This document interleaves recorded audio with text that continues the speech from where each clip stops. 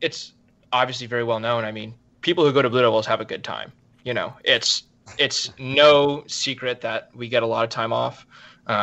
We get a lot of like I said, there's a lot of personal responsibility in terms of how you. I don't want to say how you behave, but it's very much you have to flip the switch when you're in rehearsal. It's still a drum corps. We still rehearse. We still have, marching and playing, visual rehearsal, tons of stuff that's still drum corps, but you just have to be able to flip the switch very quickly because of the amount of time that they give off Do to you guys. do you think they can operate like that simply because I would fall into the camp of seeing and hearing that they treat you like a professional athlete is the analogy. You feel the most like a professional athlete when you're in BD versus other groups. Do you think that is a result that they can allow that to be the way it is in the culture because of the talent level they get at this point, and the average age of the corps every summer is I think usually 21 point something or like 20 point something close to 21? Or do you think, because obviously there's probably 18-year-olds in the corps, 19-year-olds, but do you think that the average talent level is why, and the maturity and experience is why they can do that? Or is it just they just figured out a way to do things and realize that giving members more downtime, giving them a little more freedom, not treating it a little less like a boot camp type experience allows people to be more relaxed and more rested, so when they're in rehearsal, they're more efficient? Sure. I mean, yeah, basically all of those things are true. The talent level in the corps is obviously very high, but what I think is great is that all the members and all the vets know what's going on. So they've been doing this thing for a long time, right? They've created this system, and all the vets know what the right thing to do is. So for me, my job was that summer to just do what Brandon did. And Brandon was a great section leader and obviously a very good snare drummer. So for me, it was always like, I'm going to do what he does. And I think it's great that the vets always gave off a really good example. Even, I mean, like you said, it's an older group, but there are still some younger guys in there. And the membership was always great to each other. And the membership was always giving off, positive energy, but I'm trying to think of the right word to say. The membership knew how to work smart. And when you get the perfect combination of working smarter and working harder, is I think where that kind of magic happens. Like I said, it's not like we don't work hard. It's not like we're not trying. Yeah, it's still drum corps at the end of the day. Yeah, but we know how to do it in the right ways and the right ratios so that, like you said, everyone is well rested. I mean, if we had a long bus ride, we wouldn't be waking up before, I don't know, 11 o'clock, noon. That's awesome. And so what that created, at least for me, and I imagine everybody else, was that I was never tired during a rehearsal. Not once was I ever like, man, I'm really beat down. I was never tired. Smart. Not a single time. And yeah, we might get one less block out of the day, but everyone's going to be focused for that block. We're going to be rested for that block. We're going to be ready to go, and we're going to get a lot of stuff done. So that's kind of the working smarter aspect of it. But when you're in that rehearsal, I mean, you're sweating, you're working hard, you're drumming, you're doing your best to be successful, but everyone is just in a really good physical and mental mindset. I mean, it just makes total sense from like a physiological aspect in any other training environment that you would work in. Yeah. I've always wondered that. It's kind of the chicken or the egg question. Like, did BD adopt this style of operation because they had the talent, or did they attract the talent because before that they adopted this style of operation?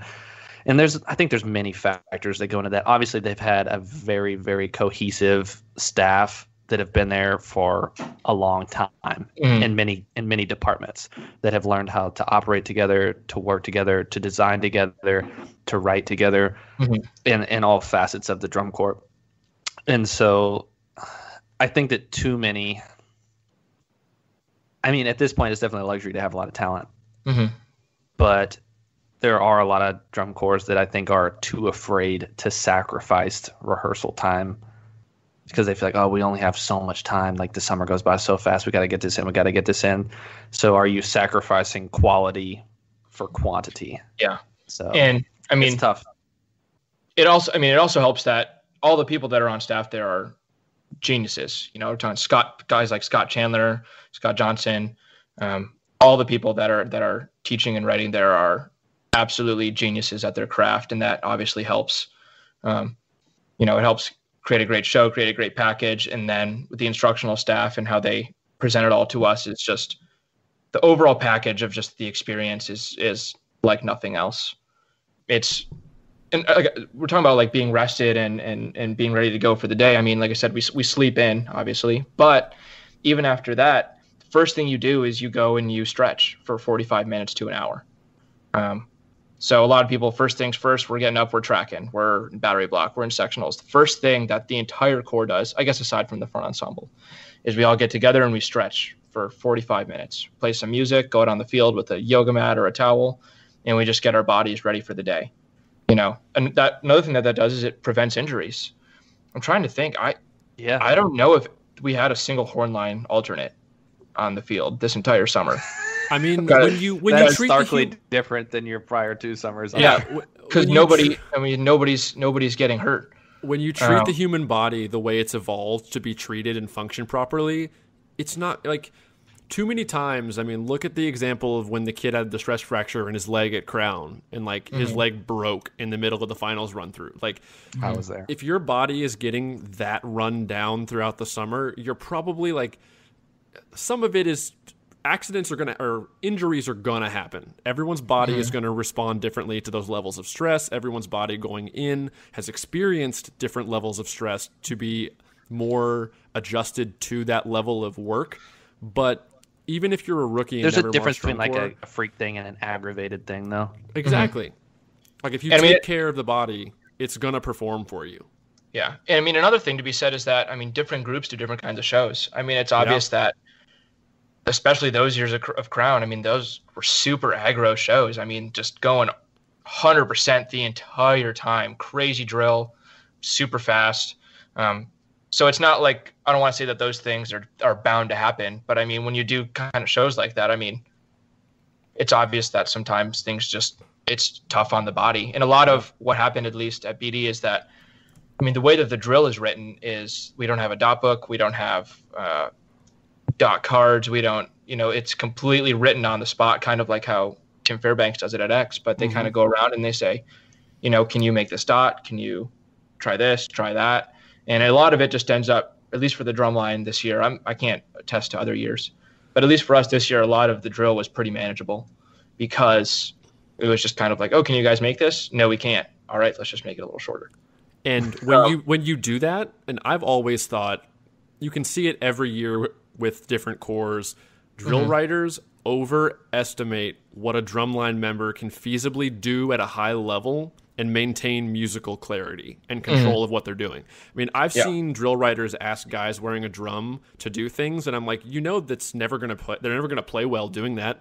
For example, we make jokes all the time that the Blue Coats 2012 drill for the battery was a cakewalk, and compared to the 2010 summer at Blue Stars, it was. But we played really well because of it. No judge ever called it out and was ever like, hey, man, you guys nailed that phrase. But I could really, if that crab step size was a little bigger there or it was a little more difficult, I'll give you more credit. Never once did it come up. Like, there are restrictions that wearing a drum puts on your ability of what you can do and maintain musical integrity of what you're playing. And I think BD plays really well because they're talented, but also because they stage in an intelligent, smart way that takes into account what you can feasibly do with a drum on.